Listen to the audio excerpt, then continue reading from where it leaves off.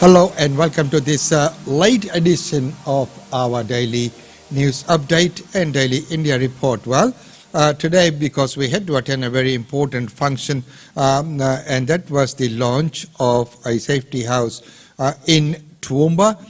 It's a joint initiative of Queensland Police Service and Queensland Fire and Rescue Service.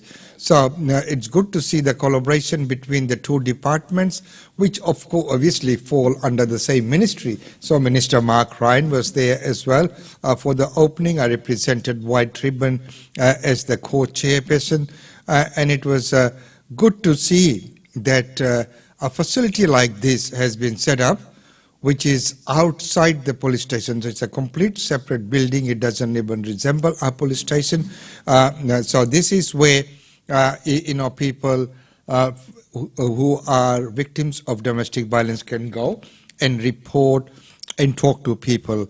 So it will be a joint initiative of QPS and Queensland Fire and Rescue Service. So very good initiative, and was very honored to be there for that very official opening there this morning. So right now, let's get into the news. And well, the big news is, if you are planning on traveling this weekend, few things. Number one, be very careful when you're driving, because the fines have almost doubled. I'll try and see if I can bring that up. Is what the new rate of fine if you found driving without your seat belt or touching your phone and many other things. All the rates have just doubled because people are just not taking notice. So it needs to be done.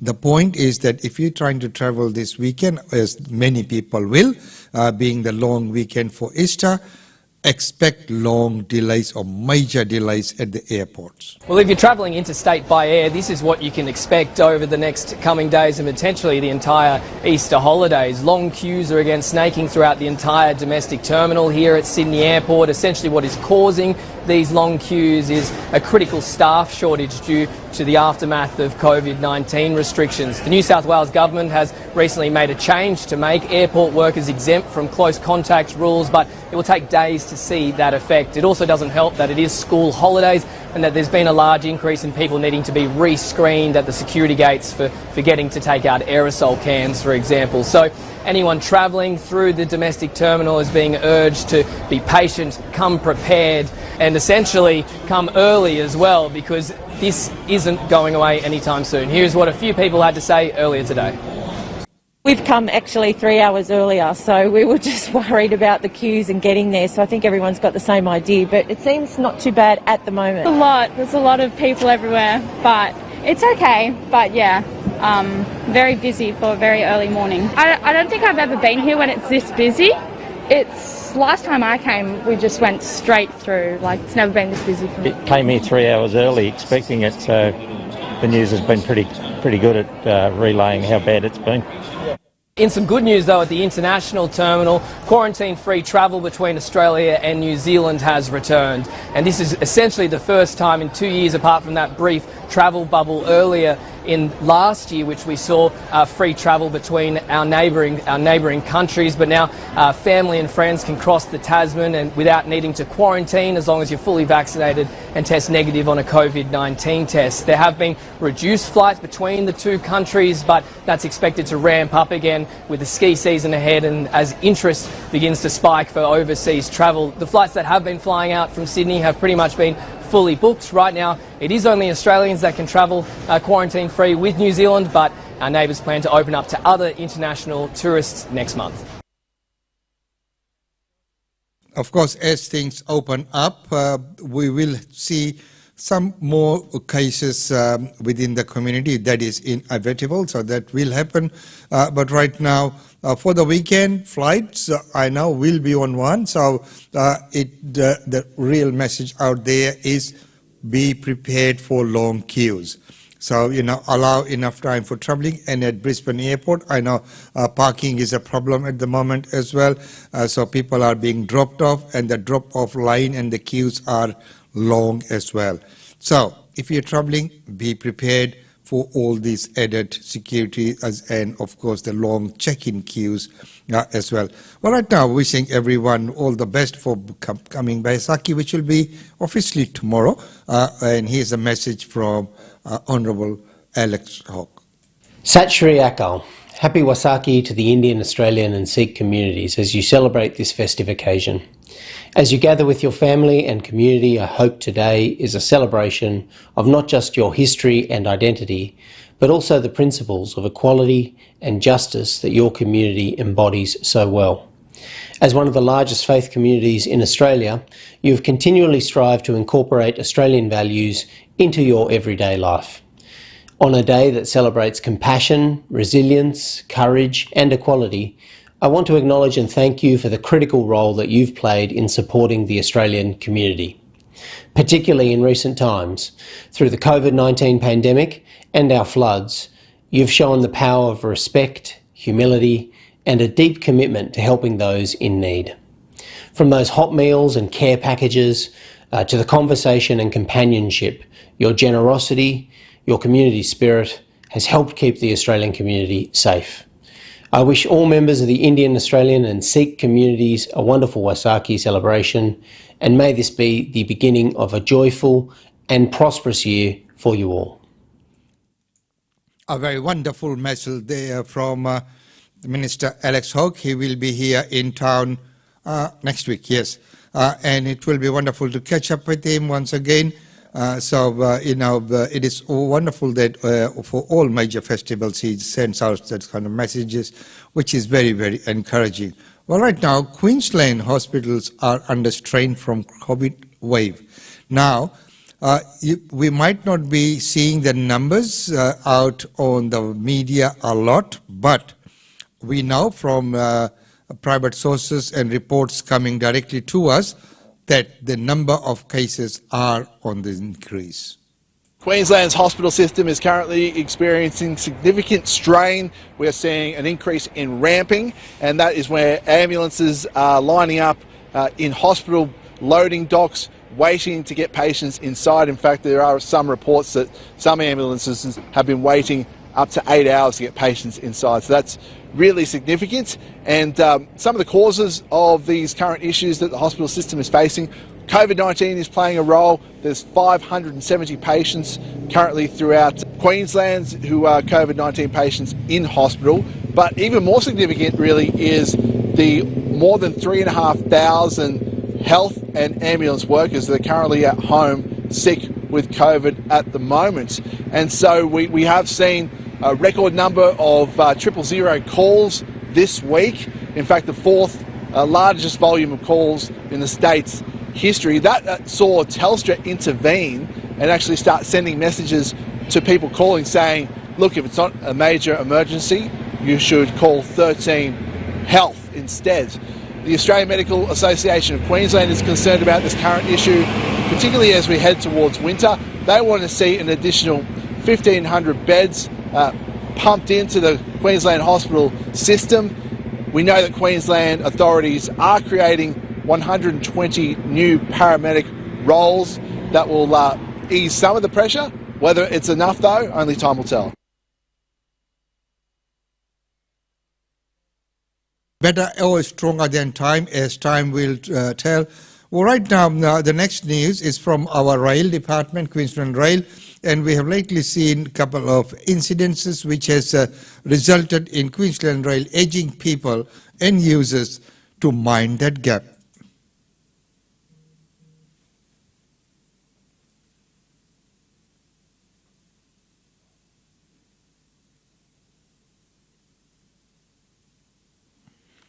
As you can see, people walking close by or the thing, and they just slip into that. So there's those clear line, the braille mark there as well, where you need to be away from, but people don't pay attention, and that's when they fall into that gap.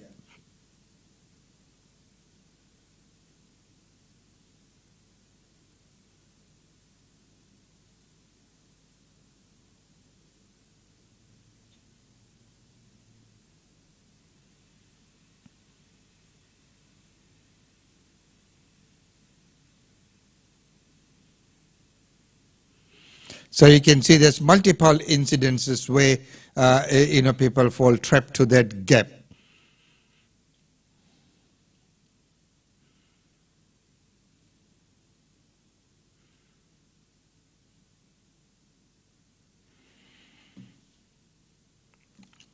Well, right now we're going to international news now. So India has been urged by US to not increase reliance on the Russian oil and gas.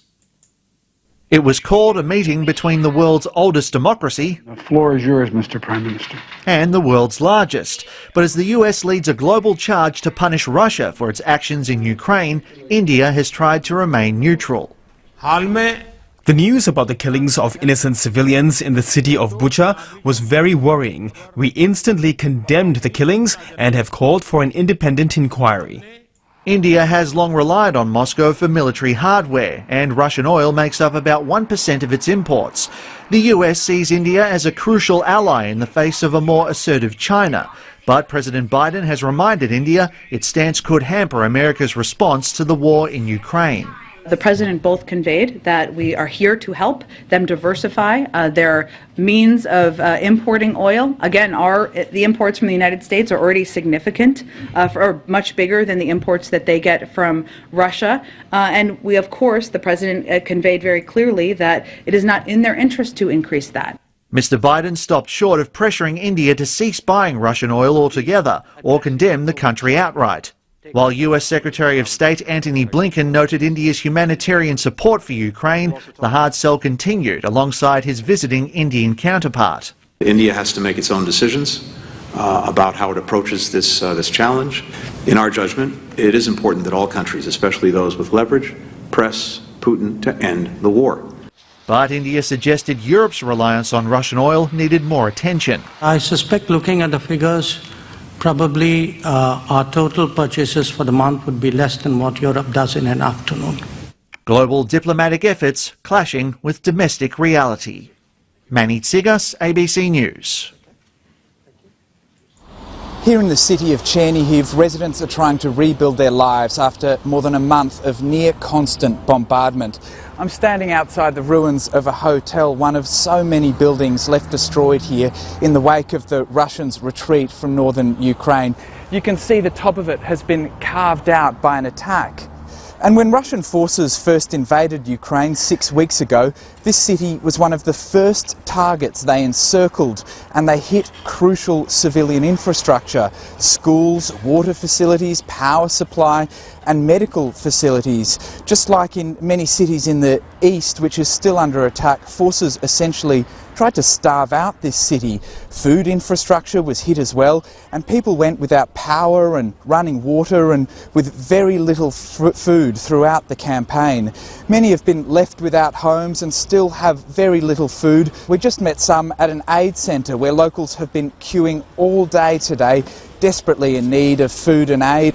We also visited a hospital which came under heavy attack. Doctors told us they worked through heavy shelling, trying to keep patients alive, enduring the risk of injury and death to themselves. Some of them, in fact, were injured, and they lived day and night there, sleeping in the cellar.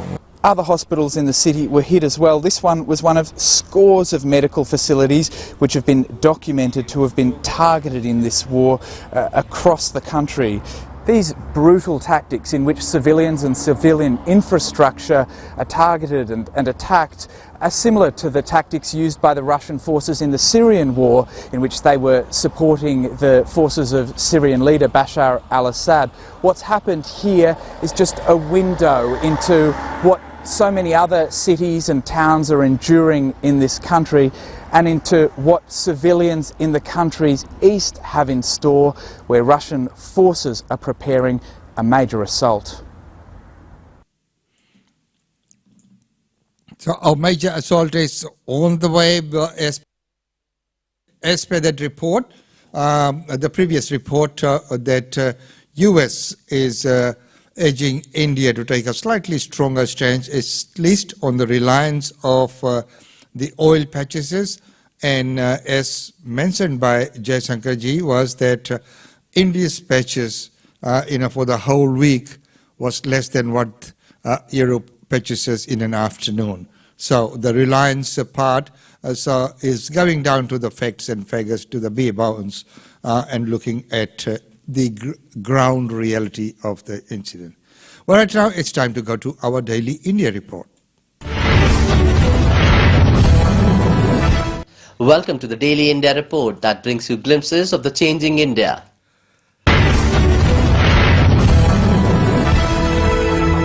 In our first story, Indian Prime Minister Narendra Modi and US President Joe Biden met virtually on 11th April to reaffirm the strong strategic partnership despite divergence on the Ukraine-Russia conflict.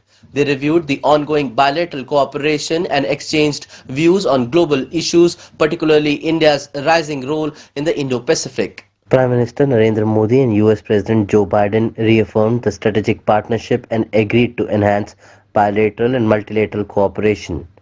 The US clearly sees India as one sharing democratic values and thus ensuring peace, stability and security while fostering prosperity globally.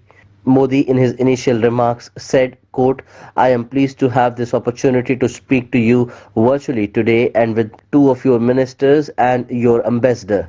We take the same concerns about the global challenges we faced during COVID-19, advancing health securities and tracking economic crisis."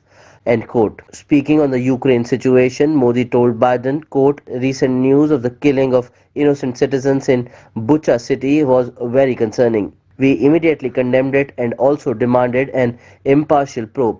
We hope that through the talks between Russia and Ukraine, a path for peace would come out. I have spoken with presidents of both Ukraine and Russia over telephone several times. I not only appealed to them for peace but also suggested President Putin to hold direct talks with the Ukrainian president. Detailed discussions were held over Ukraine in our parliament." End quote. In his opening remarks, US President Joe Biden said, quote, "We share a strong and growing major defense partnership.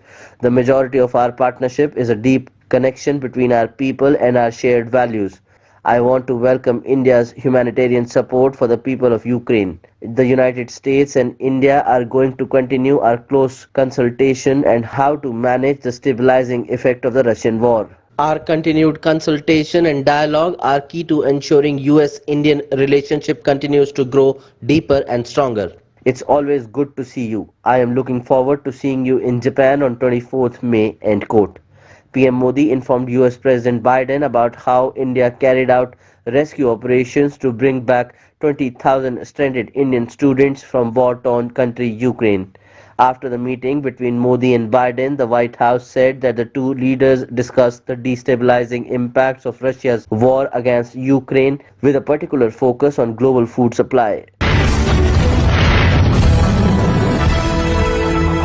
Addressing a joint press conference after the 2+2 US-India ministerial in Washington, D.C., Indian External Affairs Minister Dr. S. Jaishankar clarified that India's oil import from Russia is a meager 1% of India's total oil imports as compared to 10% it imports from the US. Responding to US comments on India's oil imports from Russia, Indian External Affairs Minister S. Jaishankar on April 11th said that India's total purchase of oil from Russia in a month is probably less than what Europe does in an afternoon. Jaishankar was addressing a joint news conference with Defense Minister Rajnath Singh along with their American counterparts, Secretary of State Tony Blinken and Defense Secretary Lloyd Austin, after the conclusion of the 2+2 ministerial. Jaishankar said India has made a number of statements which outline its position in the United Nations, in Indian Parliament and in other forums. Jaishankar said the positions stated in Parliament were clearly against the conflict. India stood for dialogue and diplomacy, for urgent cessation of violence and is prepared to contribute in whatever way to these objectives. The White House too came in India's defense on the issue of oil purchase, nothing that its total purchase is less than 1 and 2% as against 10% from the United States. During the virtual summit, President Joe Biden conveyed that the United States is here to help India to diversify their means of importing oil. White House spokesperson Jen Psaki told reporters India is not violating any sanctions by importing oil. Saki also praised Indian efforts in Ukraine, saying India had to date condemned the killings of civilians in Bucha, supported calls for an independent investigation, provided over 90 tons of humanitarian relief material to Ukraine and its neighbors, to include medicine and other essential relief. Earlier in the conflict, they also used its resources to evaluate almost 150 foreign nationals for 18 different countries, she said. Newly elected Prime Minister of Pakistan has clarified that Pakistan wants good ties with India but needs to resolve the Kashmir issue. Soon after being elected, Pakistan's Prime Minister Shahbaz Sharif has said that he wants good relations with India, but added it can only be achieved by resolving the Kashmir issue. He said that the two countries were neighbors, not out of choice, and unfortunately, Pakistan's ties with India were never not good since the creation of the two nations. The 70-year-old leader who replaced Imran Khan after a high-voltage political tussle in his inaugural speech on April 11th raised the issue of abrogation of Article 370 in Kashmir and alleged that the people in the valley were bleeding and Pakistan will provide them with diplomatic and moral support besides raising the matter at every international platform. Sharif, the younger brother of three-time Prime Minister Nawaz Sharif, attacked Imran for not making serious and diplomatic efforts when India abrogated Article 370 in August 2019. He said, durable peace with India was not possible until the Kashmir dispute is resolved, adding that Pakistan would continue to provide political, diplomatic and moral support to the people of Kashmir. Shahbaz also asked Prime Minister Narendra Modi to come forward to address the Kashmir issue so that the two countries could concentrate on tackling poverty, unemployment, shortage of medicines and other issues on the two sides of the border. Ties between India and Pakistan nosedived after a terror attack on the Pathankot Air Force Base in 2016 by groups based in Pakistan. Subsequent attacks, including one on an Indian Army camp in Uri, further deteriorated the relationship. The Telecom Regulatory Authority of India has suggested a sharp reduction in the base price of 5G spectrum bands between 3300 and 3670 MHz. TRAI, India's telecom regulator, has on 11th April 2022 recommended a 36% cut in the base price of 5G spectrum band to 317 crore rupees on a pan-India basis from the 492 crore rupees it suggested in 2018. This will offer major relief to telcos and setting the stage for them to secure priced airwaves in a government auction. The Telecom Regulatory Authority of India has also suggested a reduction in reserve prices in the 700 MHz band, where base prices have been cut by as much as 58% and 45% in the key circles of Mumbai and Delhi at 470 crore rupees and 509 crore rupees respectively for paired spectrum for a duration of 20 years. The regulator has set the same base price for the 600 MHz band, a new band which along with 700 MHz could provide continuous spectrum for the country's top three carriers, Reliance Jio, Bharti Airtel and Vodafone Idea.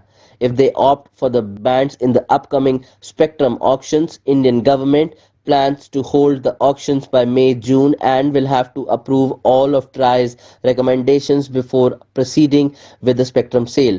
However, as the industry's financial health is still weak and more reforms from the government are needed, the cuts were inadequate and airwaves may not be fully picked up by service providers in the auctions. But some believe that this will enable service providers to spend additional capex and launch new age services and business models. India's public sector enterprise Hindustan Aeronautics Limited has supplied the first made-in-India Dornier Do-228 to Alliance Air, and the plane made its maiden journey from Dibrugarh in Assam to Pasighat in Arunachal Pradesh on April 12th. Alliance Air is India's first commercial airline to fly Indian-made aircraft for civil operations. Also, first flying training organization for the northeastern region was also inaugurated at Lilabari in Assam. Both the events were graced by Civil Aviation Minister Jyotiraditya Scindia in the presence of Chief Minister of Assam Himanta Biswa Sarma and Chief Minister of Arunachal Pradesh Pema Khandu. Notably, the Civil Aviation Ministry has approved providing air connectivity and aviation infrastructure scheme in the northeastern region to promote air connectivity in the states and to develop infrastructure for air connectivity in the region. Ram Charan and junior NTR starrer RRR is ruling the box office worldwide. Reports said it has just grossed a whopping rupees 1,000 crores or nearly $130 million. S.S. Rajamouli's film magnum opus RRR has entered the rupee 1,000 crore club at the global box office. The film features Ram Charan, junior NTR, Alia Bhatt and Ajay Devgan among others. Till now, only film. So, ladies and gentlemen, that's about all we have for you in this segment. And it's been wonderful having your company today in the late edition of our news update. And as I mentioned, there were some wonderful events which we had to attend. Well, until tomorrow, it's goodbye from us.